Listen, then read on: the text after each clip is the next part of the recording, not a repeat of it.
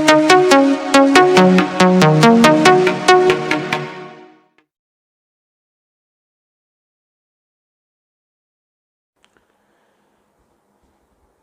Video చూసిన ప్రతి ఒక్కరికి మన రక్షకుడు మన ప్రభువుని యేసుక్రీస్తు నామమున అందరికీ వందనం తెలియజేసుకుంటున్నాను. అందరూ బాగున్నారని ఆశిస్తున్నాను. మన దేవుని యొక్క మహాకృపను బట్టి ఈ క్షణం వరకు మనందరం ఇలాగ భూమి నిల్చున్నందుకు మన తండ్రి అయిన దేవునికి నిరంతరం మనం స్తుతులు చెల్లింపబద్దులున్నాము. మరి మనం ప్రకటన గ్రంథం స్టార్ట్ చేసాం. ఇదివరకు చెప్పిన రీతిలో ఒక ఎపిసోడ్ మనం పూర్తిగా కంప్లీట్ చేసాం. మరి ఇవాళ ఎపిసోడ్లో మనం దేని గురించి ఎంచుకుందాం అనే అంశం మనం ఆలోచించగలుగుతాం. ఫస్ట్ నేను ముందే చెప్పాను, ప్రకటన గ్రంథం మనం అధ్యాయం ఇంకా స్టార్ట్లోకి వెళ్ళలేదు. అధ్యాయం ఇంకా పట్టణం చేయడానికి ముందు మనం కొన్ని చేయవలసిన పనులు కొన్ని ఉన్నాయని చెప్పాము. అందులో భాగంగా మొదటి ఎపిసోడ్లో పూర్తిగా గ్రంథ పరిచయం గురించి, రచయిత గురించి, ఎప్పుడు ఏ కాలము అనే దాని గురించి మనం పూర్తిగా నేర్చుకున్నాం. రెండవది ఏంటంటే, ఈ ప్రకటన గ్రంథ పట్టణంలో మనం చదవవలసిన విధానం ఏంటి అనే దాని గురించి మనం నేర్చుకుందాం.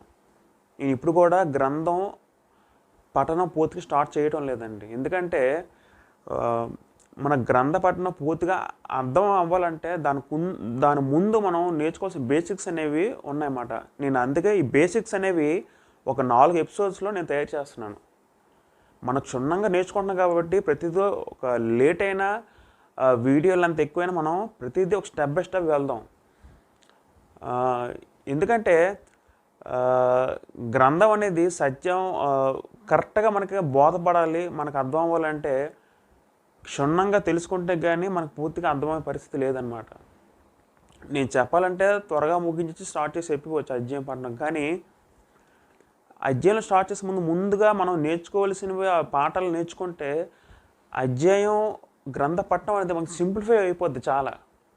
అందుకే నేను ఈ వీడియోస్ అనేవి నేను ముందు చేస్తున్నాను అనమాట. కాబట్టి నాతో కూడా ఇప్పుడు ఎవరైతే వింటున్నారో ప్రతి ఒక్కరు నన్ను ఇది ఫాలో అయితే తర్వాత గ్రంథ పఠనం మనకి ఈజీగా ఉంటుంది అనే విషయం మీరు మైండ్లో గుర్తుపెట్టుకోండి. రైట్. మరి మొదటి సెషన్లో మొదటి ఎపిసోడ్లో నేను ఒక గ్రంథ పరిచయం గురించి, ఆ గ్రంథం ఒక ఐదు అంశాల గురించి మనం నేర్చుకున్నాం. అందరికి తెలిసిందే, దీని ముందు ఎపిసోడ్లో ఉంటుంది. ఎవరైతే ముందు ఎపిసోడ్ చూడకుండా ఈ వీడియో చూస్తున్నారో దయచేసి ఆ ఎపిసోడ్ కూడా మీరు వీక్షించండి. ఎందుకంటే ఆ ఎపిసోడ్ చూస్తే కానీ మనకి ఇది అర్థం అవుతుందన్నమాట. రైట్. నెక్స్ట్ ఈ ఎపిసోడ్లో మనం ఏం తెలుసుకుంటున్నామంటే, ప్రకటన గ్రంథం పఠించడంలో మనం తీసుకోవలసిన విధానం ఏంటి, చదివే విధానం గురించి మనం తెలుసుకుందాం. చదివే విధానం గురించి మనము తెలుసుకుందాం. ఎందుకంటే ప్రతి దానికి కూడా ఒక స్టడీ అనేది ఒక క్రమబద్ధంగా ఉంటేనే ఆ చివరి వరకు మనం రీచ్ అవ్వగలమండి. స్టడీ స్టార్టింగ్ నుంచి కూడా ఒక విధానం అనేది కరెక్ట్గా ఉంటే మన లక్ష్యం టార్గెట్ అనేది కరెక్ట్గా రీచ్ అవ్వగలమాట, సరైన వేలో వెళ్ళగలం. మీకు ఉదాహరణకి చెప్పగలిగితే, ఒక రాకెట్ మనం ప్రయోగిస్తున్నప్పుడు సైంటిస్టులు ఆ రాకెట్ అనేది మన గ్రహం దాటి ఒక వేరే గ్రహానికి చేరుకున్న ఆ సందర్భంలో దాని వే ఎంత కరెక్ట్గా ఉంటుందంటే ఆ సైంటిస్టులు ముందే డిసైడ్ చేస్తారు దాని వే ఈ రూట్లో వెళ్ళాలని. మరి ఆ రూట్లో వెళితే తప్ప రాకెట్ అది గమ్యాన్ని చేరుకోలేదన్నమాట. మీకు తెలుసో తెలీదో, ఒక వెంట్రుక వాసి ఉన్న ఆ డిస్టెన్స్ కూడా చిన్న తప్పితే, అంటే రాకెట్ ఏ దిశలో అయితే వెళ్తాదో ఆ మార్గాన్ని ఒక వెంట్రుక వాసి అంత దూరం కలిగి ఉన్నా దాని గమ్యం చేరుకోలేదు. దాని దిశ మారిపోద్ది, గమ్యం మారిపోద్ది. కాబట్టి మనం దేవుని వాక్యం నేర్చుకుంటున్నప్పుడు ఆ స్టడీ చేసే విధానం మనం నేర్చుకుంటే చాలా సులువుతరంగా ఉంటుంది అన్నమాట స్టడీ అనేది. గ్రంథ అధ్యాయం మనకు సింపుల్గా మనకు అర్థమవుతుంది. అందుకే ముందుగా ఒక వచనం చదువుకుందాం. 2 తిమోతి రాసిన పత్రిక 2వ అధ్యాయము 15వ వచనం చదువుకుంటే ఇక్కడ ఒక మంచి మాట ఉంటుందండి.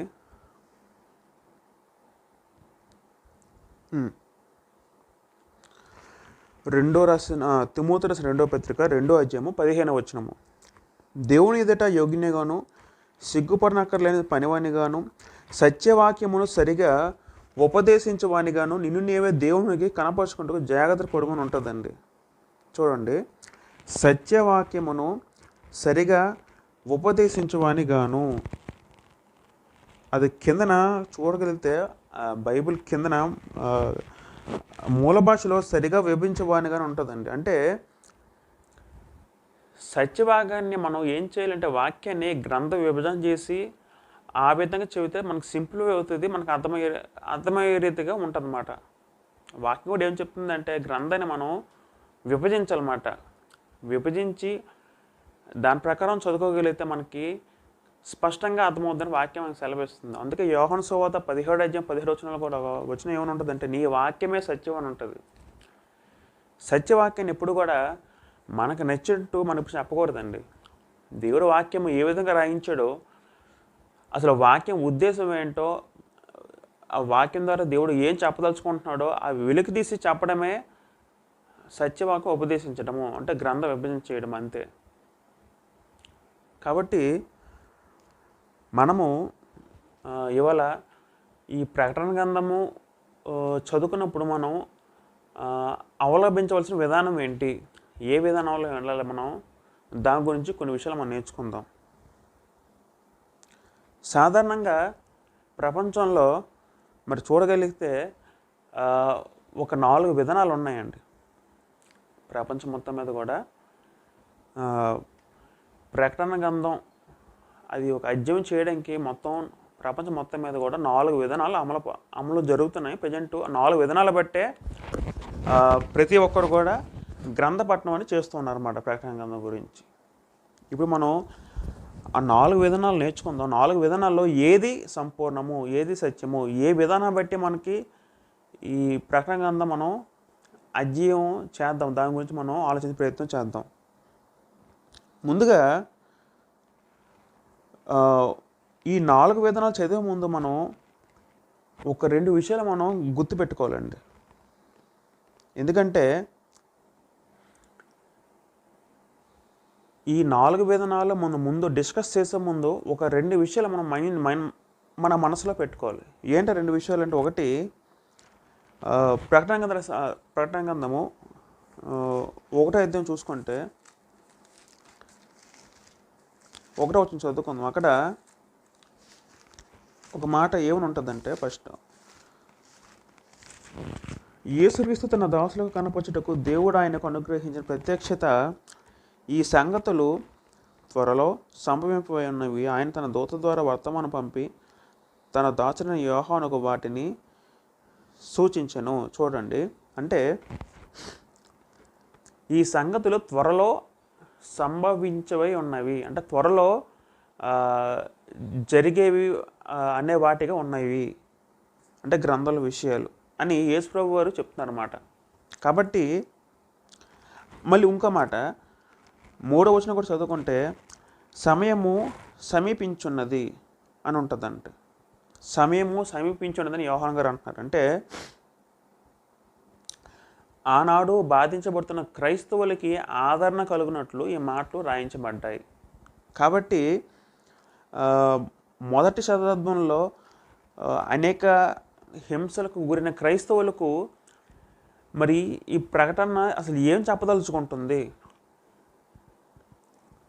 అనేది ఒక పాయింట్ మనం మనసులో గుర్తుపెట్టుకోవాలి. అర్థమైందండి? అందరూ అసలు జాగ్రత్తగా అబ్జర్వ్ చేయండి. ప్రకటన గ్రంథం చదవడానికి 4 విధానాలు ఉన్నాయి.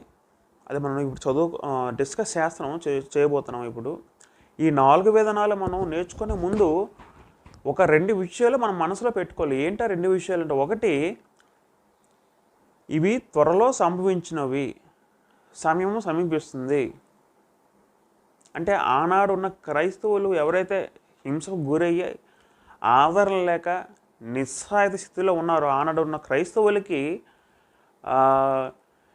ఈ ఇవి అంటే ఈ ఆదరణ కలిగించే మాటలు, ఈ గ్రంథంలో వచ్చిన మాటలు వాళ్ళకి ఏ విధంగా సహాయపడతాయి,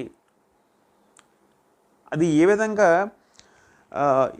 వాళ్ళు ఏ విధంగా అర్థం చేసుకుంటున్నారు అనే విషయము ఒకటి మనము గుర్తుపెట్టుకోవాలి. అంటే మనం చదువుతున్న ప్రకటన ప్రతి అధ్యాయం కూడా అది ఏ విధంగా ఆనాడు క్రైస్తవులకి ఇది ఉపయోగపడుతుంది అన్న దృక్పథంతో ఒకటి మనం ఆలోచించి మనము స్టెప్ బై స్టెప్ చదువుతూ వెళ్ళాలి. ఒకటి.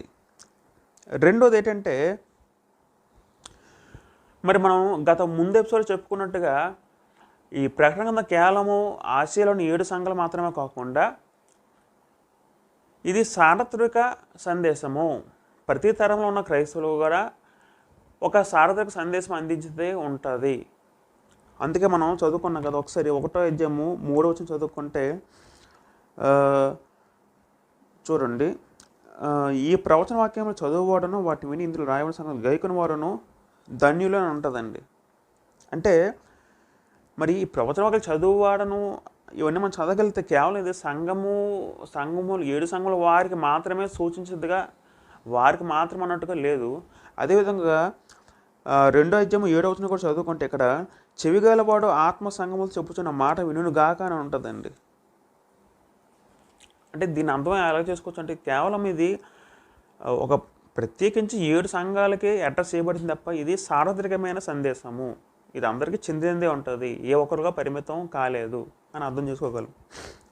అందుకే 22 అధ్యాయము 18 వచనం చదువుకుంటే అక్కడ ఏమని ఉంటుందంటే, ఈ గ్రంథమందు ప్రవచన వాక్యాలు విని ప్రతి వానికి, చూడండి, ఈ గ్రంథమందు ప్రవచన వాక్యాలు విని ప్రతి వానికి అంటే ఇది ఒకరికి చెప్పబడింది కాదు, సార్వత్రికంగా చెప్పబడింది, అందరికీ చెప్పబడిన సందేశము. కాబట్టి 2వ పాయింట్ కూడా మనం ఏం ఆలోచించాలంటే, ఇది అందరికీ చెప్పబడింది కదా అంటే ప్రజెంటు. కాబట్టి 2వ పాయింట్ కూడా మనం ఏం ఆలోచించాలంటే, ఇది అందరికీ చెప్పబడింది కదా అంటే ప్రజెంటు.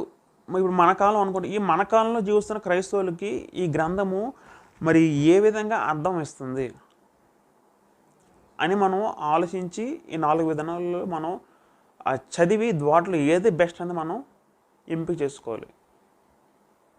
చూడండి, మళ్ళీ జాగ్రత్తగా వినండి. ప్రకటన గ్రంథము అధ్యయనం చేయడానికి ప్రజెంటు ఉన్న ప్రపంచంలో 4 విధానాలు అమల్లో ఉన్నాయి. ఈ 4 విధానాల్లో మనం ఏదో ఒక విధానాల్లో మనం వెళ్ళవలసి ఉంటుంది గ్రంథ పఠనం చేయడానికి. అదే అవకాశం. మరి ఈ 4 విధానం మనం చూస్ చేసుకున్నప్పుడు మనం ఒకటేంటంటే, ఏది సత్యమైన విధానము అని మనం అర్థం చేసుకున్న తరుణంలో మనం 2 పాయింట్లు మనం మన మనసులో పెట్టుకోవాలి. ఏంటి 2 పాయింట్లు అంటే, ఇప్పుడు ఈ ప్రకటన గ్రంథము చెప్పిన మాటలు బట్టి ఇది ఆనాడు క్రైస్తవులకి ఏ విధంగా ఆదరణ ఇస్తుంది అనే అర్థం స్పష్టంగా చెప్పాలి. ఒకటి. రెండోది ఏంటంటే, నేటి కాలంలో ఉన్న క్రైస్తవులకి, నేటి యుగంలో ఉన్న క్రైస్తవులకి ఈ గ్రంథం యొక్క సందేశం ఏమై ఉంటుంది అనే అర్థం కూడా రావాలన్నమాట. ఈ 2 అర్థాలు మనకు ఏ 4 ఉపదేశాల్లో, ఏ 4 మనం ఇప్పుడు చదువుకోబోయే విధానాల్లో క్లియర్గా స్పష్టంగా ఉంటుందో దాని విధానం బట్టి మనము ముందుకు వెళ్ళే అవసరం అయ్యి ఉన్నది. ఎందుకంటే మనం ఏ విధానంలో కరెక్ట్గా సత్య మార్గంలో మనం కరెక్ట్గా వెళ్తే తప్ప సత్యం మనకి మాకు పూర్తిగా బయలుపడతాం అంతమవుతుంది. అందుకే సత్యం మనకు అర్థం అవ్వాలంటే మనం కూడా కష్టపడాలన్నమాట. మనం కూడా శ్రమ పడాలి. మన పూర్ణ ఆత్మతో, మన పూర్ణ శక్తితో శ్రమ పడాలి. దేవుని వాక్యం అంటే మనం సింపుల్గా నేర్చుకునేది కాదు. కాబట్టి ఈ 4 విధానం ఫస్ట్ మనం చర్చించుకుందాం. ఏవైతే మనం ప్రజెంట్ ప్రపంచంలో ఏదైతే ఫాలో అవుతున్నారో ఆ 4 విధానం మనం చర్చించుకొని దానిలో ఉన్న బెస్ట్ ఏదో విధానం ఏంటో మనం చూడగలిగి దాన్ని బట్టి మనము గ్రంథపట్టణము మనం స్టార్ట్ చేద్దాం. మొదటగా మనం చూడగలిగితే ప్రకటన గ్రంథము అవలంబించడానికి మొట్టమొదటి విధానం ఏంటంటే భవిష్యత్ కాల విధానము. మొదటికి ఏంటంటే భవిష్యత్ కాల విధానము, ఫ్యూచరిస్టిక్ అప్రోచ్ అని ఉంటుంది ఇంగ్లీష్లో. మరి ఈనాటి కాలంలో ఎక్కువ మంది ఈ విధానం బట్టే గ్రంథ అధ్యాయం గ్రంథాన్ని మనం వాళ్ళు పట్టిస్తున్నారు. ఇక దీని పేరు ఏంటంటే భవిష్యత్ కాల విధానము, ఇంగ్లీష్లో ఫ్యూచరిస్టిక్ అప్రోచ్ అని అర్థం వస్తుంది అన్నమాట. అంటే దీని అర్థం ఏంటంటే ఎక్కువ భాగము ప్రత్యేకించి యేసుప్రభు వారు 1000 ఏళ్ళు పరిపాలన చేస్తారు. అంటే యేసుప్రభు వారు ముందు యూదులు నిరాకరించిన తర్వాత యేసుప్రభు వారు మళ్ళీ భూలోకంకి వస్తారు. ఆయన రాజ్యం స్టార్ట్ చేస్తారు. స్టార్ట్ చేసిన తర్వాత ఒక 1000 ఏళ్ళు పరిపాలన చేస్తారు. ఆ తర్వాత 7 ఏళ్ళు శ్రమలు జరుగుతాయి. అటు తర్వాత తీర్పు దినం జరిగి ఆ తర్వాత నిత్యత్వంలో దుష్టులందరూ అనీతిమంతులు నరకానికి, నీతిమంతులతో పరలోకంకి వెళ్తారని అనే భావన అనేది వీళ్ళు చెప్తారన్నమాట.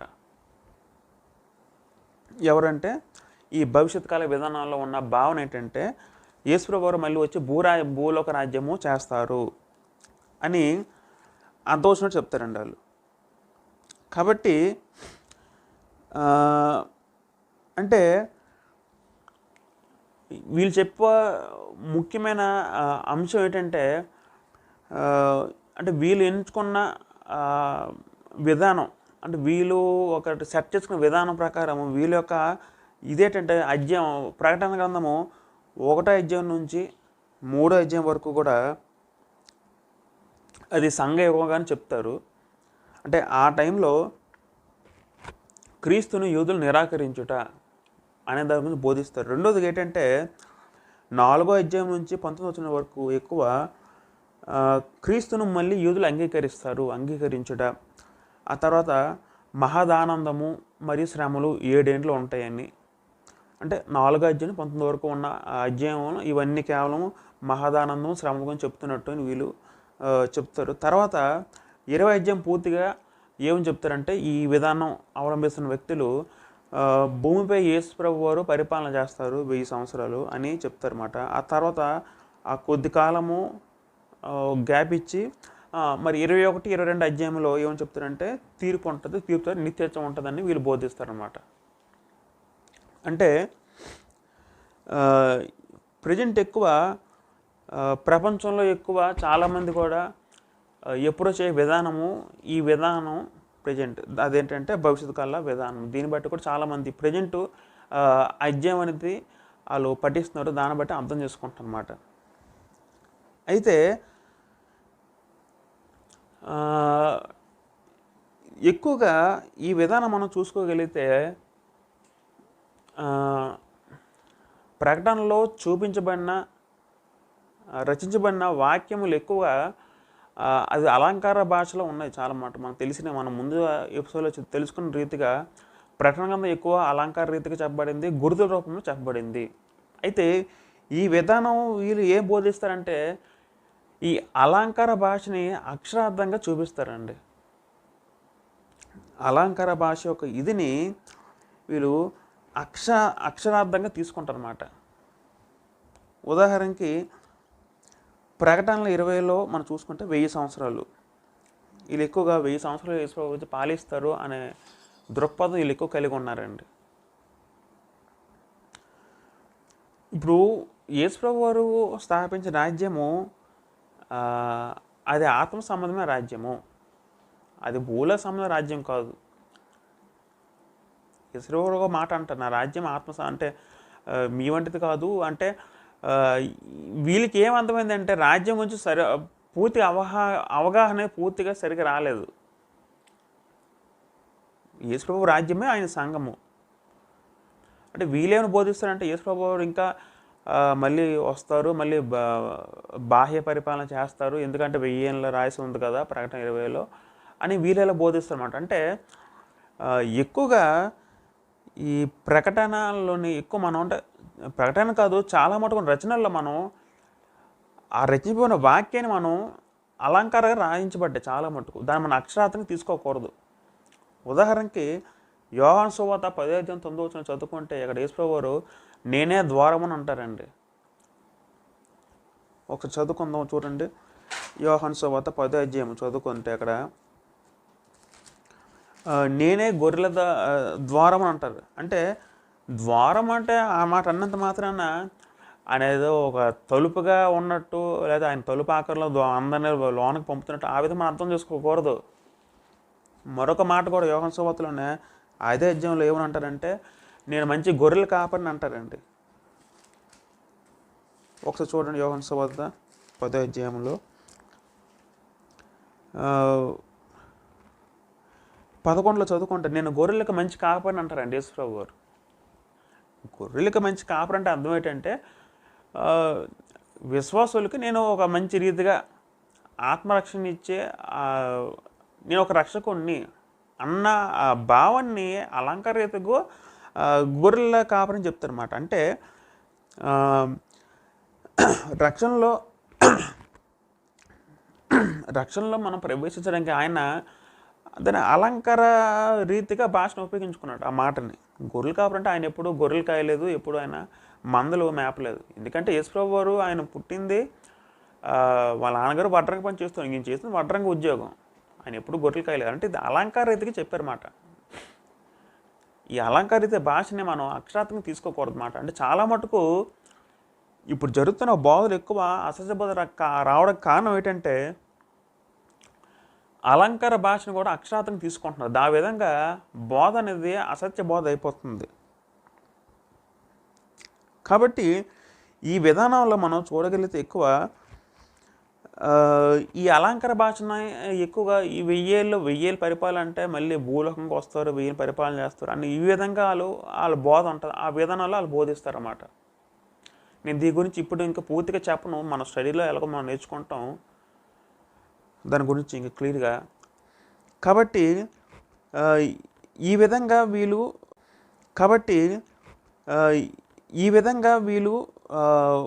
ఈ విధానం ఇలా ఉంటుందన్నమాట భవిష్యత్తు. అంటే యేసుప్రభు వారు ముందు యూదులు నిరాకరించారు, మళ్ళీ యేసుప్రభు వారు యూదులు అంగీకరిస్తారు, తర్వాత రాజ్య పరిపాలన చేస్తారు. ఆ తర్వాత 7 ఏళ్ళు శ్రమలు కలుగుతాయి, ఆనందం వస్తుంది, మహాదానంద శ్రమలు కలుగుతాయి.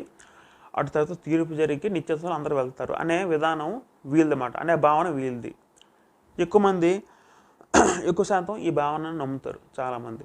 అయితే మరి దీంట్లో బలహీనతలు ఉన్నాయి. మరి ఈ విధానంలో ఉన్న బలహీనతల గురించి మనం నేర్చుకుందాం. ఒకటి ఏంటంటే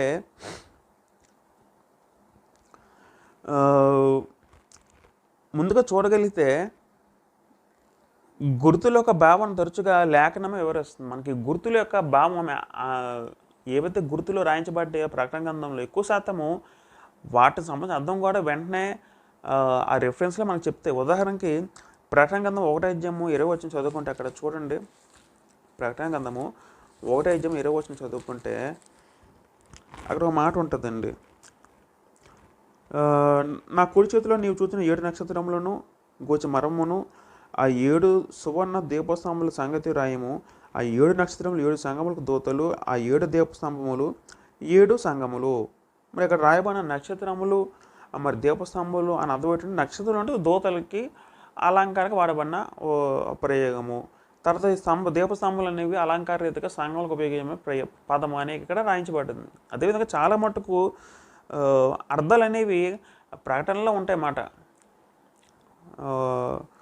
అంటే ఎక్కువ మొత్తం కాకపోయినా ఎక్కువ భాగం అక్షరార్థంగా మనం ఎక్కువ అక్షరార్థంగా తీసుకోకూడదు ప్రకటన గ్రంథాన్ని.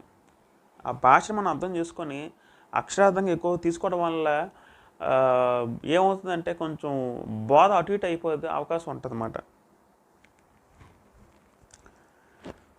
తర్వాత అండి మరి వీళ్ళు మనం చదువుకున్నాం కదా, మరి ఇంకొక బలహీనత ఏంటి మనం ఆలోచించగలుగుతాం. ఇంకోటి ఏంటంటే 1:1 ఎంత చదువుకున్నట్టు త్వరలో సంభవింపవై ఉన్నాయి అని ఉన్నాయి కదండి. అంటే ఆ మాట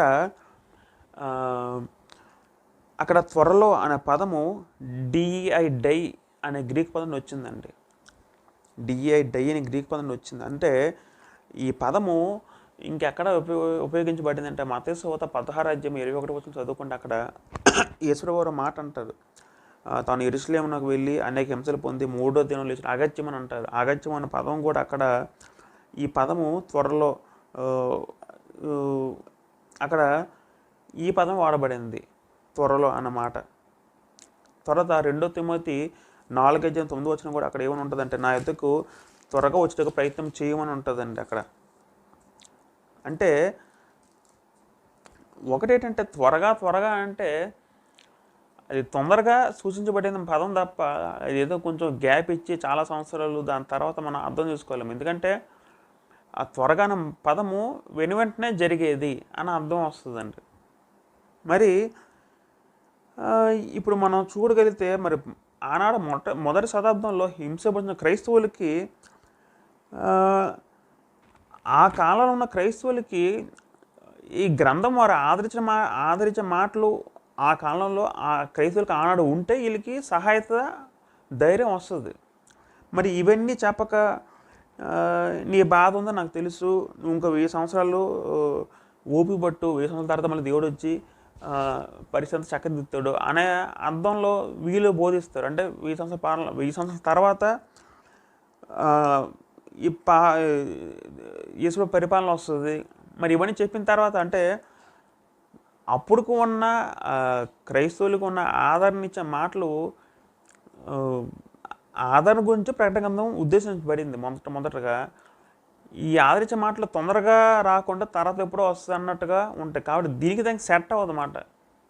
ఈ విధానాలు వీళ్ళు చెప్పిన బోధకి ఆనాడు గ్రంథ ఉద్దేశానికి కూడా దీనికి సెట్ అయ్యే అవకాశము తక్కువగా కనబడుతుంది. తర్వాత ఇంకోటి ఏంటంటే సంఘం గురించి అండి. అపోస్తల కార్యంలో 20:28 ఉంటుంది కదా, ప్రభువు దేవుడు తన స్వరక్తంతో సంపాదించే సంఘం అని అంటారు. సంఘం అనే పదము అది చిన్న విషయం కాదండి అది. ఎందుకంటే అనాది సంకల్పం నుండి దేవుని యొక్క ఆలోచన సంఘం గురించి. ఎందుకంటే ఎఫెసీయుల రాసిన పత్రిక 3:10 ఉంటుంది కదా, జగత్తు పునరుద్ధరింపబడుటకు ఇవన్నీను దేవుని సంకల్పం భాగము, సంఘం ఏర్పాటు కూడా. సంఘం గురించి అంత సంఘం అంటే రాజ్యం, అది యేసు ప్రభువు రాజ్యము. మరి వీళ్ళు ఇప్పుడు కూడా ఇంకా రాజ్యం ఇంకా రాలేదు, మళ్ళీ యేసు ప్రభువు వచ్చిన తర్వాత మరి రాజ్యం స్టార్ట్ అవుతుందంటే మరి ఇప్పుడు యెరూషలేములో మరి అన్నాడు అపోస్తల కార్యంలో జరిగిన సంఘ స్థాపన అర్థం ఏంటిది? అది రాజ్యమే కదా. వీళ్ళేమంటారు ఇంకా రాజ్యం రాలేదు, ఇంకా త్వరలో వస్తుంది అని, వచ్చిన తర్వాత యెరూషలేములో స్టార్ట్ చేస్తారు, ఇంకా ఈయన అంటున్నారు అన్నమాట. వీళ్ళు ఇలా బోధిస్తారు అన్నమాట. అంటే మరి ఎంత చేసిన యేసు ప్రభువు వచ్చి రాజ్యం స్థాపించడానికి, దేవుని రాజ్యం సమీపించున్నది మన సువార్తలు చదువుకొని ఉంటాం. ఆయన చనిపోయిన తర్వాత పెంతెకొస్తు దినాన ఆ రోజు యెరూషలేములో క్రీస్తుకు 35 సంవత్సరంలో సంఘం స్థాపించబడింది. సంఘం అంటే రాజ్యమే స్థాపించబడింది. ప్రత్యేకంగా రాజ్యం ఇంకా వస్తుంది. వీళ్ళు ఎక్కువ బోధించే 1000 సంవత్సరాల పాలన అది అంటే అక్షరార్థంగా తీసుకుంటే మనకి అంత అక్షరార్థంగా కనబడుతుంది. అక్షరార్థంగా కొన్ని తీసుకోకూడదు. దానివల్ల బోధ అటు ఇటు అయిపోయే అవకాశం ఉంటుంది అన్నమాట. కాబట్టి ఇదో బలహీనత అంటే ఈ విధంగా మనకి ఒక 2 బలహీనతలు మనం అంటే వీటిలో కనబడతాం ఈ విధానాల్లో. అంటే మనం ఏం నేర్చుకున్నామంటే, ఒకటి మొదటి విధానం ఏంటంటే భవిష్యత్ కాల విధానము, ఫ్యూచరిస్టిక్ అప్రోచ్ అంటారన్నమాట. దీని అర్థం ఏంటంటే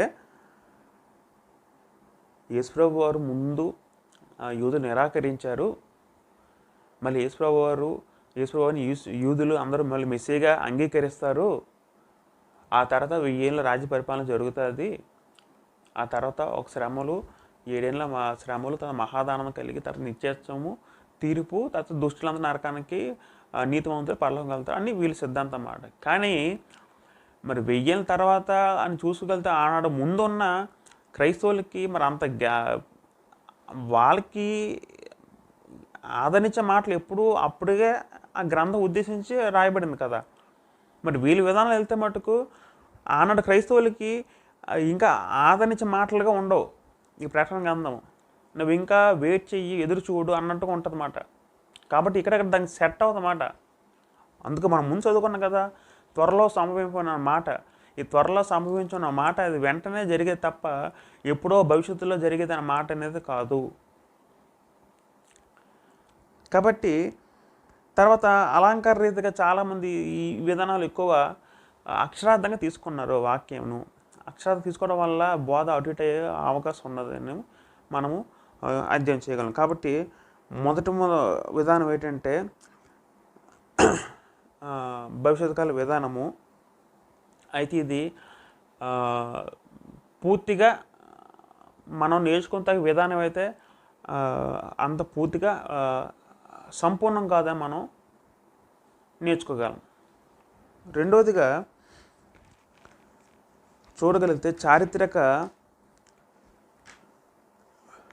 కొనసాగుతున్న చారిత్రక విధానము, కంటిన్యూస్ హిస్టారికల్ అప్రోచ్. ఇదే రెండో విధానం అండి. అంటే కొంతమంది ప్రజలు ఒకటి ఈ విధానం అనుసరిస్తారు, దాన్ని బట్టి ఫాలో అవుతారు ప్రకటన గ్రంథాన్ని. వేరే వ్యక్తులు ఏం చేస్తారంటే కొనసాగుతున్న చారిత్రక విధానము, కంటిన్యూస్ హిస్టారికల్ అప్రోచ్ అనే విధానం ద్వారా కొంతమంది ఈ ప్రకటన గ్రంథాన్ని అధ్యయనం చేస్తారు.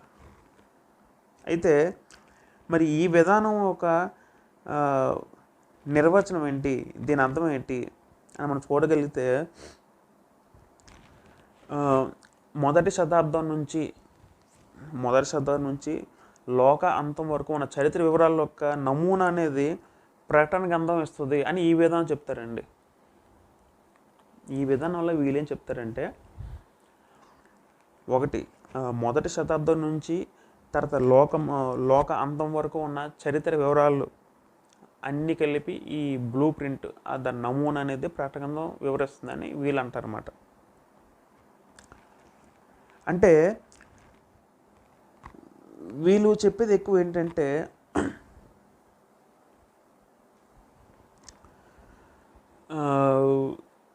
వీళ్ళు కేవలం మనం ముందు చదువుకున్నట్టు ఈ ప్రకటన గ్రంథం ఆనాడు ఉన్న క్రైస్తవులకు ఎప్పుడైతే క్రీస్తు శకము 81-96 ఆ మధ్యకాలంలో సంబంధించిందని మనం ముందు ఎపిసోడ్లో చదువుకున్నాం. వీళ్ళే బోధిస్తారంటే అప్పటి వరకే కాదు, ఇప్పటి వరకు కూడా ఫస్ట్ నుంచి కూడా అలా జరుగుతూ అంటే ప్రకటనలో ఉన్న ప్రవచనాలన్నీ కూడా ఒక్కొక్కటిగా ఒక్కొక్క స్టేజ్ బై స్టేజ్, ఒక్కొక్క స్టెప్ బై స్టెప్, ఒక్కొక్క సంవత్సరంలో కాలంలో 1000 సంవత్సరాల్లో 2000 సంవత్సరాలు అంటే 900 సంవత్సరంలో 1100 సంవత్సరాల్లో ఈ విధంగా అలా జరుగుతూ నెరవేర్చి వస్తున్నాయి అని వీళ్ళు చెప్తారండి అని చెప్తారన్నమాట. వీళ్ళు ఉదాహరణకి ఎక్కువ వీళ్ళు ఏమంటారంటే ఏవైతే మనకి రాయించబడ్డ ప్రకటన గ్రంథంలో ఈ దర్శనాలు అనేవి ఎక్కువ ఐరోపా గురించి యూరోప్ గురించి ఎక్కువ చెప్తున్నాయి అన్నట్టు వీళ్ళు చెప్తారు. యూరోప్ దేశాల్లో ఉన్న ప్లేసుల గురించి ఎక్కువ చెప్తున్నట్టు అన్నట్టు వీళ్ళకి చూపిస్తారన్నమాట. అంటే ఉదాహరణకి అంటే వీళ్ళు ఏమంటారంటే మనకి తెలిసే ఉంటాయి క్రీస్తు శకము 100 నుంచి 2000 వరకు కూడా జరిగిన రకరకాల యుద్ధాలు, నెక్స్ట్ ఉద్యమాలు, ఈ మహమ్మదీయ మతము, నెక్స్ట్ ప్రోటెస్టెంట్ సంస్కరణ, నెక్స్ట్ ఈ మధ్యకాలంలో ఇంపార్టెంట్ వ్యక్తులు నెపోలియన్, హిట్లరు, నెక్స్ట్ ఈ జరిగిన యుద్ధాలు ఇవన్నీ కూడా ఈ ప్రకటన గ్రంథం ముడిపెట్టి వీళ్ళందరికీ వీటికి సెట్ అవుతాయి అని వీళ్ళు బోధిస్తారండి. అంటే ఇది కేవలము మొదటి శతాబ్దం ఉన్న క్రైస్తవులు మాత్రమే కాదు, అప్పటి నుంచి కూడా జరగబడిన ప్రతి సంఘటనలు కూడా ఇది లింకప్ అయి ఉన్నది ప్రకటన గ్రంథం అని వీళ్ళుగా విధానంతో వీళ్ళు బోధిస్తారండి. అయితే ఇంకోటి ఏంటంటే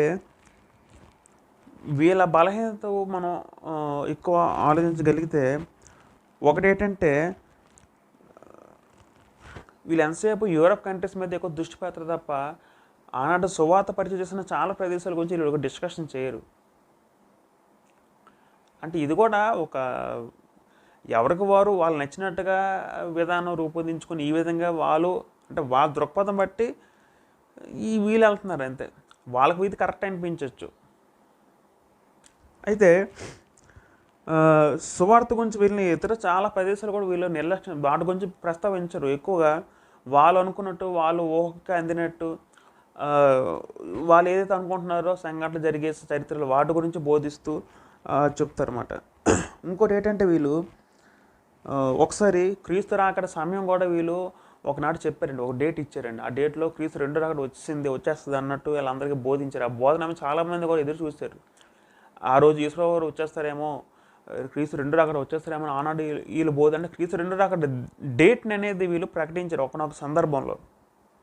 అయితే మనకి గ్రంథం ఏం సెలవిస్తుందంటే, ఒకసారి మత్తయి సువార్త 24:36 చదువుకుంటే అక్కడ ఏమని ఉంటుందంటే, ఒక చదువుకుందాం చూడండి.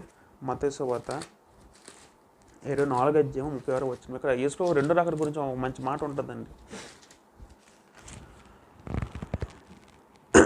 అయితే ఆ దినమును గూర్చి ఆ గడిని గూర్చి తండ్రి మాత్రమే ఎరుగును, కానీ ఏ మనుషుడైనను పరలోక మందులే దూతలను కుమారుడని ఎరుగును ఉంటుందండి. యేసుప్రభువు రెండో రాకడ గురించి అది తండ్రి మనసులోని, తండ్రికి తప్ప ప్రపంచంలో ఎవరికీ తెలియదని వాక్యమే స్పష్టం చేస్తుంది. ఆఖరికి యేసుప్రభువు వారు కూడా తెలియదండి.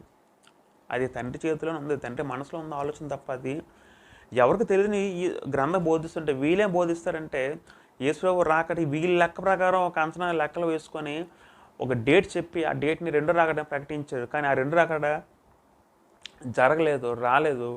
అక్కడ వీళ్ళందరూ కొంచెం ఒక వీళ్ళది అబద్ధ బోధన కొంచెం తేటతెల్లమైంది ఒకనొక సందర్భంలో. రెండోదిగా వీళ్ళు ఇంకోటి ఏం చెప్తారంటే,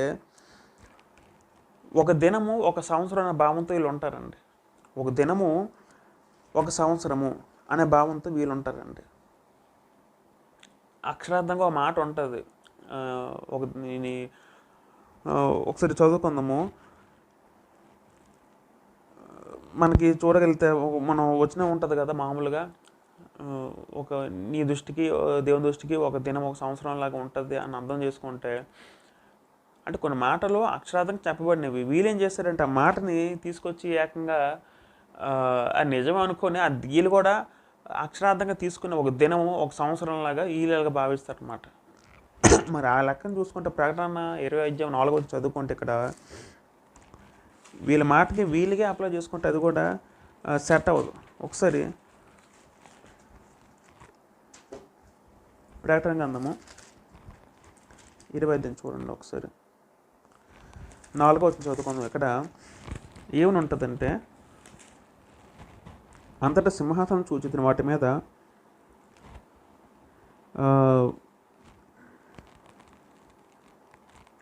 చివరికి వచ్చింది, వారు బ్రతికిన వారే 1000 సంవత్సరములు క్రీస్తు కూడా రాజ్యము చేసిరని ఉంటుందండి. 1000 సంవత్సరాలు క్రీస్తు రాజ్యం చేసిరని ఉంటుంది. తర్వాత మరి వీళ్ళు అక్షరార్థంగా తీసుకున్న ఒక దినము ఒక సంవత్సరం అనుకుంటే, మరి ఈ వచ్చిన బట్టి చూసుకుంటే ఇంచుమించు 3,60,000 సంవత్సరాలు అవుతాయి, అంతే కదా.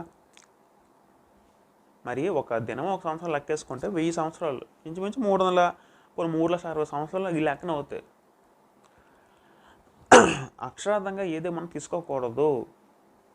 ప్రకటన గ్రంథము అలంకారాతి చెప్పబడిన మనం ఆ భావంలో ఆ చెప్పబడిన వాక్యంలో మనం ఉద్దేశం మనం అర్థం చేసుకోవాలి తప్ప దాన్ని అక్షరార్థంగా తీసుకుంటే మనకి ప్రకటన గ్రంథం అర్థమయ్యే పరిస్థితి మనకు ఉండదు. రైట్. కాబట్టి వీళ్ళు చెప్పిన విధానం ఏంటంటే, వీళ్ళు అవలంబించిన విధానం ఏంటంటే, ఒకటి ఇది కేవలము దానికే పరిమితం మొదటి శాతం మాత్రం పరిమితం కాలేదు, ఇప్పటికీ కూడా జరుగుతూ వస్తుంది. వచ్చిన మనకి ప్రతి సంఘటన కూడా నెక్స్ట్ వేరే సంఘటనలు ఎక్కడైతే చరిత్రలో ఈ మధ్య జరిగినాయో దానికి దీనికి లింకప్ చేసి ప్రకటనలో ఈ విధంగా జరిగింది వీళ్ళు చెప్తారన్నమాట. రెండోదిగా వీళ్ళ లోపం ఏంటంటే, మరి యేసు రెండో రాకడ గురించి ఒక డేట్ చెప్పారు. ఆ డేట్ కూడా తర్వాత అవ్వలేదు, ఎందుకంటే అది తండ్రి తప్ప ఎవరో తెలియదు. తర్వాత అది అబద్ధం తేడతెల్లం అయిపోయింది అందరికీ. మూడోదిగా ఏంటంటే, ఒక దినమని ఒక సంవత్సరంగా వీళ్ళు కొలుస్తారు, లెక్కిస్తారన్నమాట. అది కూడా అసత్య బోధ అని తర్వాత మన అందరికీ తెలిసింది. కాబట్టి ఈ విధానాలు కూడా మనకి పూర్తిగా ఈ ప్రకటన విధానం ఈ విధానాలు కూడా చదివినా కూడా మనకు పూర్తిగా సత్యం మనకు బోధపడదు అని మనకు అర్థమైంది. మూడవది చూసుకుంటే ప్రియులారా, ప్రెటరిస్ట్ మార్గం పద్ధతి. ప్రెటరిస్ట్ మార్గం పద్ధతి అంటే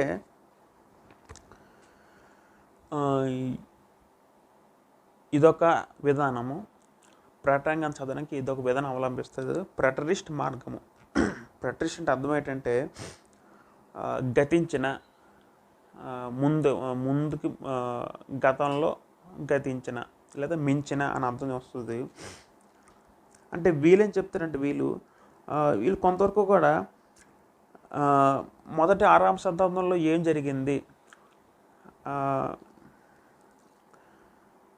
అంటే 6వ శతాబ్దంలో మాత్రమే ఏం జరిగింది అది దాని గురించి ప్రకటన వివరిస్తుంది.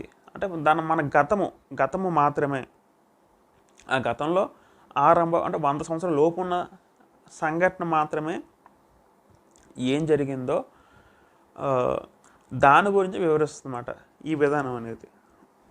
ఉదాహరణకి దీంట్లో వీటిలో ఏమైనా ఉంటాయంటే మరి మెస్సియా రాక, సంఘ స్థాపన, యెరూషలేము నాశనము అనేవి కూడా వీటిలో ఈ భావనలో ఉంటాయి అన్నమాట. దేంట్లో అంటే ఈ ప్రట్రిస్ట్ మార్గంలో ఉంటుందన్నమాట.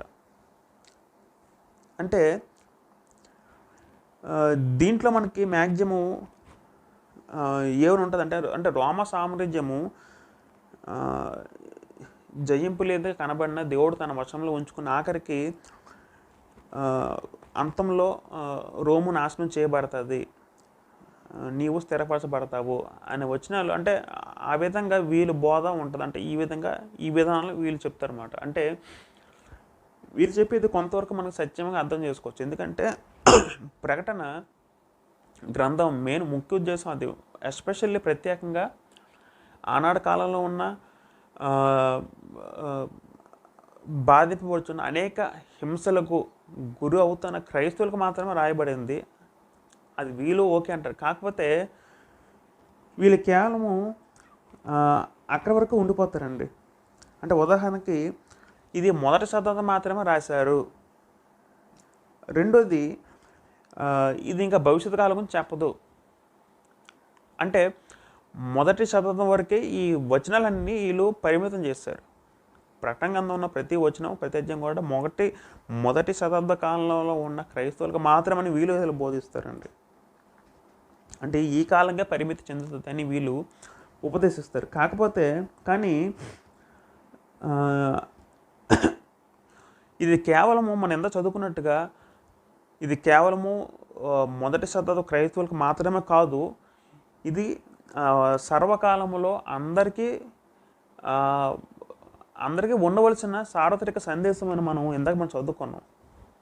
అంటే ఇది అన్ని కాలాలకు వర్తించదని వీళ్ళు చెప్పరు. వీళ్ళు కేవలము ఆ 100 సంవత్సరాల్లో జరిగిన సంఘటనలు మాత్రమే వారి ఒక ఆధార నిమిత్తం రాయబడిన గ్రంథము అని వీళ్ళ యొక్క బోధ ఉంటుందండి. అంటే కొంతవరకు కరెక్ట్ అయినా వీళ్ళు పూర్తిగా సత్యంగా విశ్లేషించరు, పూర్తిగా సత్యంగా చెప్పరు. ఇదొక విధానం. మీరు అందరూ శ్రద్ధగా అబ్జర్వ్ చేయండి. నేను చెప్పేది కొంచెం అర్థం కాకపోవచ్చు, కొంచెం శ్రద్ధగా కొంచెం వినండి. ఎందుకంటే మనం ఎంతమంది చదువుకున్నాం, ప్రకటన గ్రంథం అనేది చాలా కష్టమైంది. అది సాధారణ పుస్తకం కాదు, సాధారణంగా మనం అర్థం చేసుకోలేము. ప్రకటన మనం అధ్యయనం చెయ్యాలంటే మనం పూర్తిగా మనకు అర్థం అవ్వాలంటే ఆ ఎంచుకునే విధానం కంపల్సరీగా మంచిదే ఉండాలి. మనం ఏ విధానంలో మనం స్టడీ చేస్తామో అప్పుడే మనకి ప్రకటన గ్రంథం పూర్తిగా మనకు సత్యం మనకు బయలుపరచబడుతుంది, మనకు అర్థమవుతుంది అన్నమాట. నేను అందుకే ఇవన్నీ మీకు చెప్తున్నాను అనమాట. అంటే ప్రజెంట్ ప్రపంచంలో ఉన్న 4 విధానాలు ఏదైతే ప్రతి ఒక్కరు కూడా ఏదైతే ప్రజెంట్ ఫాలో అవుతున్నారో ఈ 4 విధానాలు మనం చర్చిస్తున్నాం. ఈ 4 విధానాలు ఏది బెస్ట్ అనేది నేను మీకు చెప్తాను అనమాట. మన సత్యం పూర్తిగా మనకు అర్థం అవ్వాలంటే మన శక్తితో మొత్తం ఈ విధానం ఎంచుకుంటే మనం కరెక్ట్గా గమ్యం రీచ్ అవ్వగలం. అందుగురించి నేను ప్రయత్నం చేస్తున్నది. రైట్. 4వదిగా గుర్తుల విధానము, సింబాలిక్ అప్రోచ్. అంటే దీనికి చాలా పేర్లు ఉన్నాయండి. Idealistic view, the timeless concept, ఇలాంటి పేర్లు ఈ విధానంకి ఉంది. గుర్తుల విధానము అంటే సింబాలికల్ అప్రోచ్.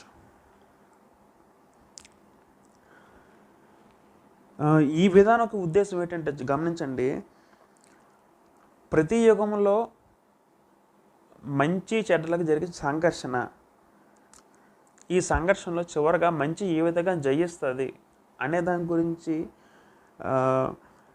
అనే దాని గురించి ప్రకటన గ్రంథము గుర్తులు చిహ్నముల రూపంలో మనకి అందించిందని వీళ్ళు చెప్తారన్నమాట.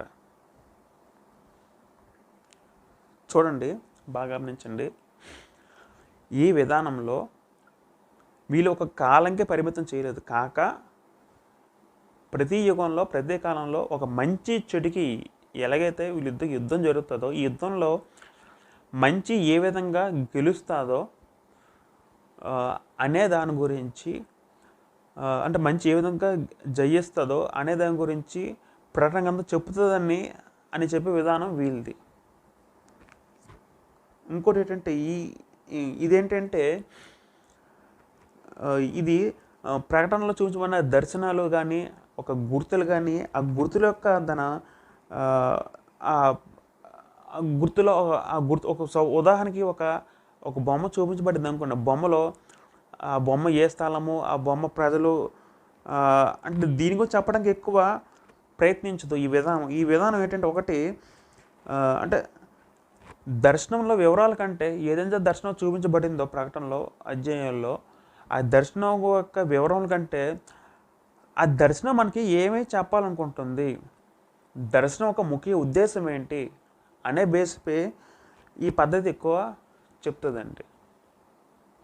గమనించండి, ఈ విధానం ఒక పద్ధతి ఏంటంటే గుర్తుల్లో అంటే ఒకటి ప్రతి యుగంలో జరిగే మంచి చెడ్డు సంఘర్షణ తర్వాత మంచి ఏ విధంగా గెలుస్తుంది అనే దాని గురించి చెప్తుంది. అంటే ఆ విధంగా ప్రకటన చెప్తుందని వీళ్ళు విధానం బోధిస్తారు. రెండోది ఏంటంటే ఈ దర్శనాల్లో కల్పించే వాటిలో ఉన్న వాటికంటే ఈ దర్శనం మనకి ఏం చెప్తుంది, ఏం బోధిస్తుంది అనే ఉద్దేశం గురించి ఎక్కువ బోధిస్తుందండి.